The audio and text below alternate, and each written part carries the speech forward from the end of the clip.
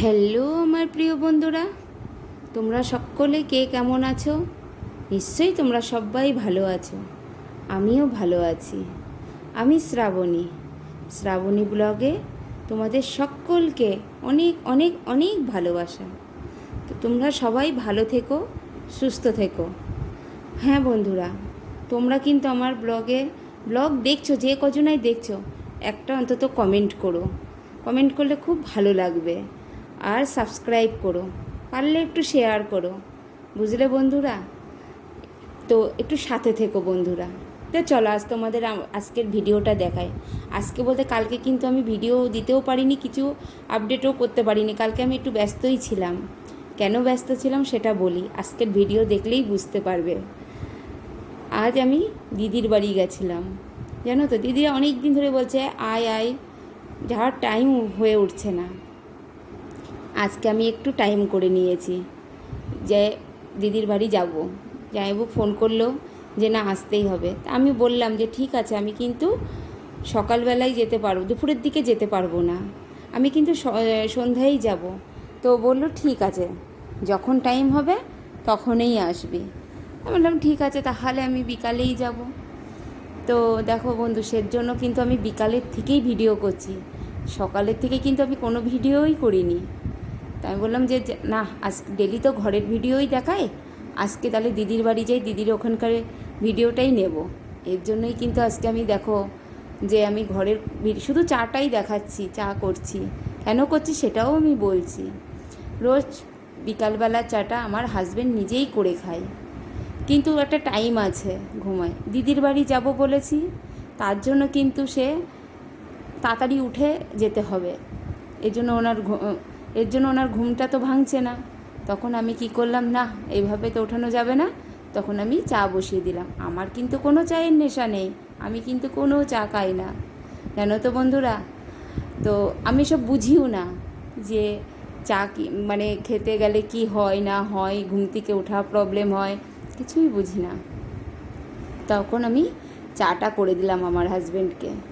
তখন ও চা খেয়ে ফ্রেশ হয়ে ও রেডি হয়ে নিল।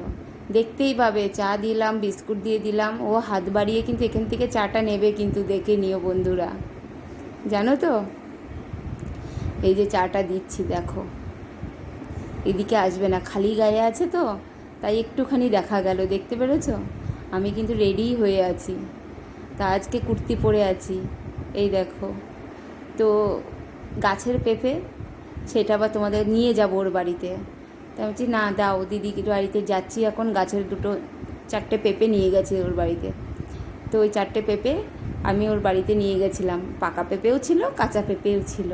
তো বন্ধুরা, এই যে বেরিয়ে পড়েছি দেখো, ঘরে তালা ঠালা দেওয়া গেছে। আবার এদিক ওইদিকে একটু ঘুরে দেখে আসলো, সব দিকে দেখে এসে এবার স্কুটি নিয়ে আমরা রাস্তায় বেরিয়ে পড়েছি। দেখো দুজনা মনের আনন্দে রাস্তায় গাড়ি নিয়ে বেরিয়ে পড়েছি। এই যে ব্রিজটা দেখছো না, ব্রিজটা কিন্তু নতুন হয়েছে আমাদের ব্রিজ, খুব সুন্দর জানো না রাস্তা হয়েছে। এই এত সুন্দর রাস্তা কিন্তু আগে ছিল না, আমি যখন এসেছি এতটা সুন্দর ছিল না, এটা কিন্তু এই নতুন হয়েছে এখন, সেই সাইডটা পুরো শেষের দিকেই।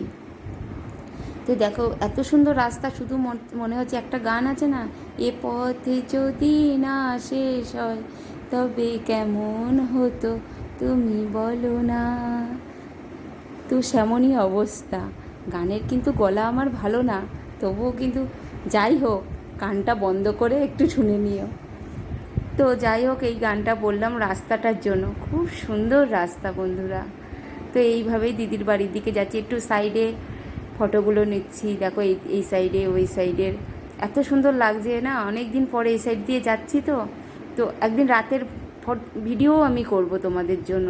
এটা তো দিনের ভিডিও, দিনের ভিডিওতে একটু কম আলো, কম লাইট দেখা যাচ্ছে। একদিন আমি তোমাদের সামনে রাতের ভিডিও করে দেখাবো। আসার সময় খুব সুন্দর লাগছিল, কিন্তু ভাবলাম আজকে থাক, একদিনেই সবটা দেখাবো, আর একদিন করে দেখাবো রাতের ভিডিওটা। তো এইভাবে আমরা চলছি, খুব মজা গো, এত সুন্দর রাস্তা। এবার দিদিদের এই যে রাস্তায় চলে এসে, এই যে একটা মন্দির দেখছো, খুব জাগ্রত মায়ের মন্দির, জানো তো বন্ধুরা, খুব জাগ্রত। সবাই মানে ওখানে যে যা চায় তাই মনস্কামনা পূর্ণ হয়। এই যে দিদির বাড়ি কিন্তু ঢুকে গেছি, দেখো দিদির বাড়িতে মৌসুম্বি লেবু হয়েছে, আমাকেও একটা দিয়েছে, তাও 10-12টা হয়েছিল, সবাইকেই দিয়েছে, আমাকে দিয়েছে, ওই দিদিকে দিয়েছে, আরও ওদের বাড়ির সবাইকে দিয়েছে, নিজেরা খেয়েছে। মানে খুব সুন্দর। ও না অনেক ফুলের বাগান করে রেখেছে নিচে উপরে, তাও তো এখন ওর অনেক ফুল কমে গেছে, তাও দেখো খুব সুন্দর লাগবে তোমার এই যে ফুলের বাগানগুলো দেখতে পেয়েছো বন্ধুরা, খুব সুন্দর। এই দেখো এবারে ঘরে চলে এসছে ছাদে, মানে ওর ঘরের সামনে যে জল ছাদ টাইপের থাকে না সামনে, সেই ছাদে এসছি। দেখো ছাদে কত সুন্দর সব ফুল বাগান করে রেখেছে। আরও যদি আমি 6 মাস আগে নিতাম না, পুরো ছাদ ভরা ছিল, এখন তো সব কমিয়ে দিয়েছে, আর পারছে না বলে তাই তাই তাই যেটুকু আছে তাই তোমাদের দেখাচ্ছি। ওর বাড়ির ওপর থেকে দেখো রাস্তাটা আমি দেখাচ্ছি, বাইরের রাস্তাটা কত সুন্দর, বাড়ির রাস্তাটা, তাই না? ওদের বাড়িটা খুব সুন্দর, জানো না, খুব ভালো লাগে ওদের বাড়িতে বসো, আর একদম হাই রোডের উপরে ওদের বাড়ি, মানে পুরো সব কিছু দেখা যায়, একদম টাইম পাস হয়ে যায় ওর। তো দেখো ওর বাড়ির যে সামনের জায়গাটা দেখতে পেয়েছো, কত সুন্দর জায়গা ওদের সামনে, এতটা জায়গা ওর, পুরো গার্ডেন করে রেখেছে, পুরো ফুল বাগান, গার্ডেন, ফল ফুল, দেখো দেখলেই মনটা ভরে যায়, জানো তো, দেখেছো কত সুন্দর না লাগছে। আমি এই জন্য চারিদিক ঘুরিয়ে ঘুরিয়ে দেখছি। এই যে উনি আমার বর বসে আছে এখানে, এবার দিদি বলছে চল একটু স্যালাড কাটি, তো ও একটু স্যালাড করছে অন্য রকম, এর মধ্যে শসা আছে, পেয়ারা আছে, আপেল আছে, লবণ দিচ্ছে, এই যে বিট লবণ দিচ্ছে, তারপরে চাট মশলা এসব দিয়ে সুন্দর করে স্যালাড, খুব খেতে সুন্দর হয়েছিল জানো না স্যালাডটা। এমনি তো আমরা টমেটো শসা লঙ্কা দিয়েই স্যালাডটা করি, কিন্তু এ ফল টল দিয়ে স্যালাডটা করেছে, খুব সুন্দর খেতে হয়েছিল বন্ধুরা, কি বলবো তোমাকে, তোমরাও একদিন করে খেয়ে দেখো এরকম স্যালাড, মানে দুর্দান্ত লাগলো খেতে। ফল তো এমনিই ভালো জিনিস, তাই না? হ্যাঁ, এই যে আমাদের পুপু সোনাকে দেখো, বলছে মাসিমণি আমি রিলস বানাবো, তাই আমি একটু সাজছি। ও চুপ করে এসে যখনই আমার বাড়ি আসুক আর দিদির বাড়ি আসুক, কাজললতা নিয়ে কাজলটা নিয়ে শুধু করবে, মেকআপ করবে। এই যে আমার দিদির ঠাকুরগুলো দেখো, সিংহাসনটা দেখেছো, খুব সুন্দর সিংহাসনটা, তাই না? খুব সুন্দর লাগছে ঠাকুর মন্দিরটা, না তোমাদের কেমন লাগছে জানিও। দেখেছো এই ফটোটা আমরা সব মায়াপুর থেকে নিয়ে এসেছি রাধাকৃষ্ণ। এই যে ফ্রিজটা দেখতে পাচ্ছ, এটা কিন্তু দিদি কিনেনি, কিন্তু দিদি গিফটে পাওয়া ফ্রিজ, প্রচুর গিফট ওদের, জানো তো, ওদের এত গিফট পায় মানে কি বলবো সব। এই যে উপরে দেখাচ্ছে, এখানে তো কম, আরও অনেক গিফট আছে ওদের, সব গিফটে পায়। এই যে পুচকুটার মা, আমার এটা বড় দিদি, এও আসলো, এখন কাঁচরাপাড়ায় নেমেছিল, এখন আসলো। যে পুপু সেজেই যাচ্ছে, সাজার খুব সাজতে ভালোবাসে গো।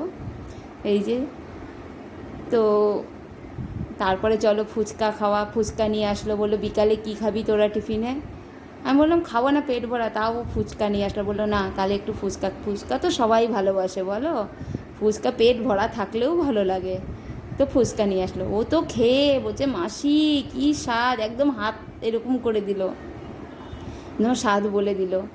তা আমরাও ওর সাথে সাথে সবাই মিলে ফুচকাটা খেয়ে নিলাম। তারপরে রাতের খাওয়া আবার শুরু হয়ে গেল, গল্প স্বল্প হলো, তখন তার ভিডিও নিনি। এই যে নান বানিয়েছে বলে আটা দুপুর থেকে মাখিয়ে রেখেছে, আর চিকেন রেজালা করেছে, নান বানিয়েছে রাতের খাবার, এটা দিনের খাবার নয়। তো খুব স্বাদ হয়েছিল, যেমন চিকেন রেজালাটা সুন্দর হয়েছে তেমনি নানটা সুন্দর হয়েছে। ও বললো কি তাহলে আমি লুচির মতন যে নানটা হয় সেই নানটাই করেছে। ও বললো থাক, তাওয়ার মতন ও নান বানাতে গেলে অনেক টাইম লাগবে, কেননা এই যে এরা ট্রেন ধরবে, আমার এই জামাইবু দিদি এরা ট্রেন ধরবে, তো ওদের টাইম হয়ে যাচ্ছিল, এর জন্য তাড়াতাড়ি করে লুচি নানটাই বানালো। এই তোমার তাওয়ার মতো দিয়ে যেটা পাল্টিয়ে যেটা ভাজে সেটা বানানোর টাইম আর হয়ে ওঠে না বন্ধুরা। তো কেমন লাগলো এই ভিডিওটা বলো, যদি ভালো লাগে একটা লাইক কমেন্ট শেয়ার করো বন্ধুরা।